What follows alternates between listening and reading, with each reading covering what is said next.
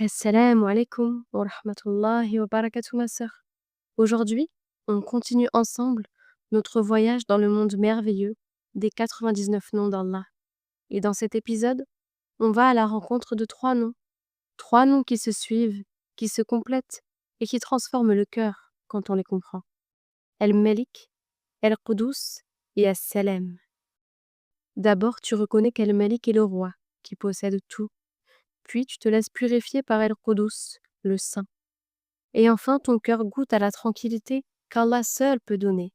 Es-Salam, la paix parfaite. Et pour commencer cet épisode, j'aimerais t'inviter à lever les yeux vers le ciel. Respire profondément et demande-toi, qui détient tout cela? Qui fait que tout est si beau, parfait, ordonné? El-Malik. El-Malik, c'est le roi, le souverain, celui à qui appartient tout ce qui existe. C'est lui qui possède les cieux et la terre, les galaxies et les mers, et ton cœur aussi. Rien ne lui échappe, rien ne lui résiste, aucune force, aucun pouvoir, aucun roi de ce monde ne peut se comparer à lui. Allah dit dans le Coran, il est Allah, en dehors duquel il n'y a de divinité digne d'adoration, le souverain, El-Malik, le saint, El-Qudus, celui qui est exempt de toute imperfection, celui qui atteste de la vérité, le gardien de toutes choses. Sourate le Rassemblement, verset 23. Un jour, quand tout ce monde disparaîtra, il ne restera que lui. Notre cher prophète Mohammed, sallallahu alayhi wa sallam, a dit « Allah va saisir la terre le jour de la résurrection, et il va plier les cieux dans sa main droite, puis il va dire « Je suis le roi, où sont les rois de l'ici-bas ?» Rapporté par Al-Bukhari dans son Sahih numéro 6019 et Muslim dans son Sahih 2787. El-Malik, c'est celui qui donne et qui reprend, car tout lui est dû, celui qui décide et personne ne peut contredire sa décision. Il dirige tout avec une sagesse parfaite. Quand tu te sens impuissante, quand tout échappe, rappelle-toi, tout est entre ses mains, ton avenir, ton cœur, tes peurs, tes épreuves. Rien n'échappe à son royaume. Et c'est là que naît une force immense dans le cœur, le tawakkul. Le tawakkul, c'est apprendre à te reposer sur lui. C'est placer entièrement ta confiance en lui. C'est croire que rien ne t'arrive par hasard, que tout est voulu par un roi qui ne se trompe jamais. Et quand cette confiance s'installe, ton cœur se transforme. Il devient léger, il n'a plus peur, il est serein et apaisé. Même au milieu des tempêtes, tu sens une paix profonde, parce que tu sais que tu es entre les mains d'El-Malik. Parce que quand tu sais que ton roi tient ton destin, rien ne peut venir agiter ton cœur. Tu n'as plus besoin de tout contrôler, tu n'as plus besoin de tout comprendre. Tu sais que tout ce qui t'arrive a été voulu par celui qui possède tout. Quand ton cœur se repose sur El-Malik, plus aucune tempête ne t'emporte. El-Malik ne doit pas seulement te faire trembler devant sa grandeur, il doit aussi te rassurer, parce que si El-Malik est ton roi, tu n'es jamais seul. Il prend soin de toi, il gère ta vie mieux que toi-même. Même quand tu ne comprends pas pourquoi les choses arrivent. Dis-toi que ton roi sait ce que tu ignores, alors soumets-toi à lui, par amour et confiance. Ce roi si grand, si puissant, t'invite à parler avec lui à tout moment. Pas besoin d'intermédiaire, pas besoin de rendez-vous, 5 fois par jour. Quand tu te mets en prière, tu es reçu devant sa cour. Toi, tu parles directement au souverain des mondes. Est-ce que tu réalises cet honneur? El-Malik, c'est aussi celui qui te donne la vraie liberté. Car plus tu te soumets à lui, moins tu es esclave de ce bas monde. Moins tu cours après l'argent, la vie des gens, la peur du futur. Quand tu comprends que ton roi tient tout entre ses mains, ton cœur s'apaise. Un jour, tout disparaîtra. Les royaumes, les palais, les rois de ce monde, les richesses. Et El-Malik dira, à qui appartient la royauté aujourd'hui? À Allah l'unique, le dominateur suprême. Sourate El-Ghafir, verset 16. Et il n'y aura plus personne pour répondre, sauf lui. Et quand tu te réfugies auprès d'El-Malik, son royaume devient un lieu de paix, et ton cœur aspire alors à être purifié par celui qui est au-dessus de toute imperfection. Et c'est là que je t'invite à découvrir El-Qudus. El-Qudus, c'est le saint, celui qui est pur, parfait, au-dessus de toute imperfection. Rien en lui n'est limité, rien en lui n'est injuste, Rien en lui n'est imparfait. El-Qudus, c'est celui qui purifie. Quand tu t'approches de lui, il enlève les impuretés de ton cœur, la rancune, la tristesse qui écrase, les blessures profondes. Plus tu connais El-Qudus, plus tu ressens une paix incroyable, parce que tu sais que ton Seigneur est pur et qu'il t'appelle toi aussi à te purifier par la prière, par le repentir et par les invocations. El-Qudus, c'est la source de la sérénité. C'est lui qui fait descendre la sakina dans ton cœur, quand tout autour de toi semble chaotique. Quand tu prononces ce nom, imagine ton cœur lavé de ses fardeaux, comme une eau claire qui coule et enlève ce qui l'alourdit.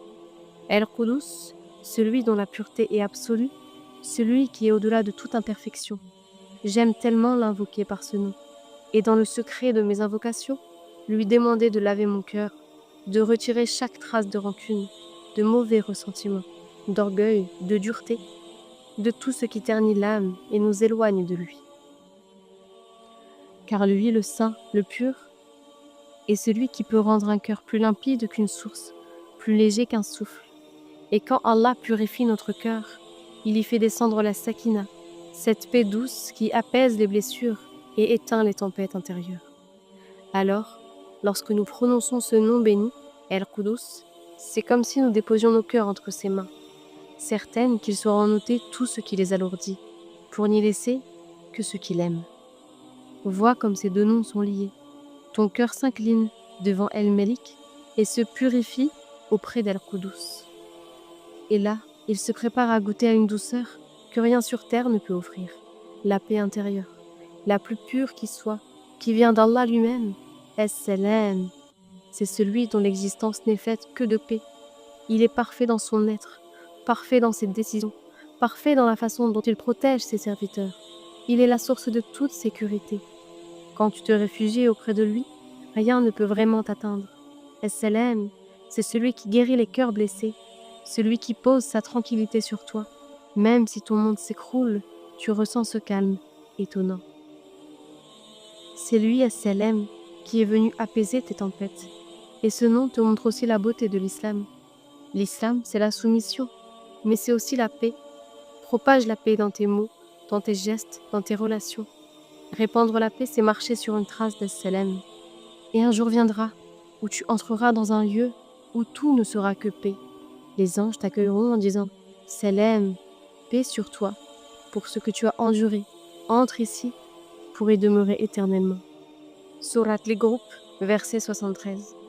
Et Allah lui-même te parlera. « Salam, telle est la parole qui leur sera adressée par un Seigneur miséricordieux. » Sourate Yasin, verset 58.